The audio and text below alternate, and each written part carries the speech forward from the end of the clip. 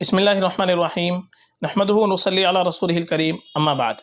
मुहतरम नाज़रीन किराम, एक साहिबा है फ़ाइक़ा फ़ैशन, इनका सवाल है राइशा या रईशा नाम की मीनिंग बताएं, ये नाम रखना चाहिए कि नहीं लड़की का, प्लीज़ बताएं।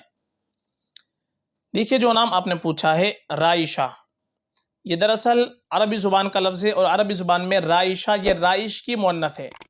राइश एक लफ्ज़ आता है अरबी ज़ुबान में, राइश के मानाते हैं पर लगा हुआ तीर, और एक माने इसके आते हैं किसी मामले में रिश्वत दिलाने वाला दलाल, ये इसके मानाते हैं राइशा, राइश के। तो इसी से मुअन्नथ इसका आएगा राइशा।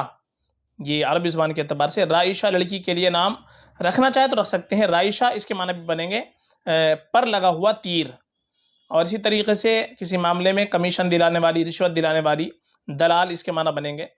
तो दूसरे माना ज़्यादा मुनासिब नहीं है। पहले माना के एतबार से पर लगा हुआ तीर, तो उस माना के एतबार से नाम रखा जा सकता है। नाम रखने में कोई ख़राबी नहीं है, लड़की के लिए मुंतखब कर सकते हैं। हाँ, ज़्यादा बेहतर हमारे लिए है कि हम अपनी बच्ची का नाम रखें तो सहाबियात के नामों पर नाम रखें, अज़वाज मुतहरात के नामों पर नाम रखें, जो नेक ख़ातिन गुजरी हैं उनके नामों पर नाम रखें। ये हमारे लिए और बेहतर है, बाइस बरकत नाम है।